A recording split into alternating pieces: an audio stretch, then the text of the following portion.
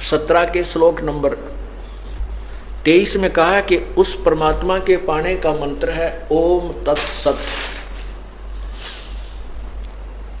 ओम तत्सत। ओम ब्रह्म का जाप है और तत् जो है ये परब्रह्म का जाप है। तत् सांकेतिक जो सार जिसको सतनाम प्राप्त हो गया है वो समझेगा। अब जैसे हम प्रथम मंत्र में आपको ओम नाम दिया जाता है, वो सावित्री ब्रह्मा जी का जाप है, अर्थात वो स्वाद चक्र को खोलने की कुंजी है। अब स्थान स्थान पर अंतर होता है। जैसे एक लड़की के पिता का नाम भी हवा सिंह है और पति का नाम भी हवा सिंह है। अब स्थान स्थान पर अंतर है। जिस पिता से जन्म हुआ है उसका नाम भी हवा सिंह है, उसमें उसका भाव पिता वाला है, और जिससे उसका विवाह हुआ उसका नाम भी हवा सिंह है, उसमें उसका वहाँ वो पति हवा सिंह ही जाना जाता है। वही हवा सिंह नाम जो है वहाँ पति है। तो कहने का भाव ये है कि जो ओम मंत्र आपको प्रथम मंत्र ब्रह्म गायत्री में दिया जाता है तो वो सावित्री और ब्रह्मा का जाप है।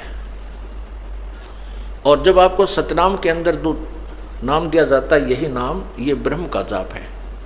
और तत् जो दूसरा मंत्र है वो परब्रह्म का जाप है। जैसे अब तीसरा नाम लेने की होड़ सी लग गई थी, सार नाम लेने की, सार शब्द लेने के लिए हमने बार बार प्रार्थना आ रही थी कि हमें सार नाम दो जी, सार नाम दो जी, तीसरा नाम दे दो जी। अच्छा भाई अभी जेल से आए हैं, अभी थोड़ा सा अपनी व्यवस्था में बनाने में थोड़ा टाइम लगे, हमने 2-3 महीने लग गए और आपको सार नाम देंगे, अवश्य देंगे, क्योंकि ये तो आपके लिए सारा साजबाज जोड़ रखा है।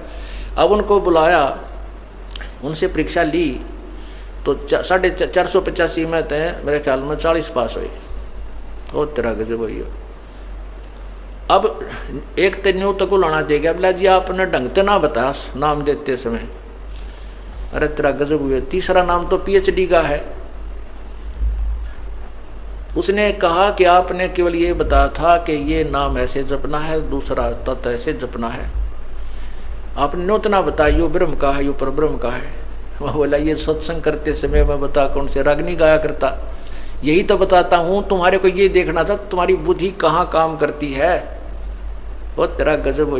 और फिर मन ने उलाना देने आपने ढंग से ना बताया, यह भी उलाना उठूंगा भाई। आए सत्संग में बताता हूँ, हर बार कहता हूँ कि तत् यो ब्रह्म ओम ब्रह्म का जाप है और तत् जो दूसरा मंत्र ये पर ब्रह्म का जाप है और तीसरा पूर्ण ब्रह्म का जाप है। और फिर भी उलाना मेरे सिर पे। और तेरा पहली क्लास की बातें करते हो बच्चे, कोई बात नहीं, इसलिए आपको बार बार बुलाया गया है और ये अभ्यास आपका होगा। तीसरा नाम देना तो परमात्मा ही देना है और उसमें फिर आपके पास समय भी नहीं है। जैसे उस दिन 485 नाम लिखा गए थे, 285 भाग गए, 200 रह गए, 200 में थे 20-30 वो पास हुए। वो भाग्य उनके पास एक दिन और रुकने का समय नहीं था। रोहतक गए, रोहतक निकल गए उधर के उधर कदे फिर घर के छो में आ जा। अरे पुण्यात्माओं, परमात्मा पाने के लिए ये नाम तो ऋषि में ऋषियों को नहीं मिला जिन 88-80 हजार वर्ष तक तप किए, और आपको एक दिन और रुकने में परमात्मा निकटाव थे और वो भी छोड़ के भागे। तो फिर तीसरे नाम के योग्य भी हो कहाँ गए? अपनी नमज आप टटोल लिया करो एक आदि पर कि हम कितने योग्य हुए हैं।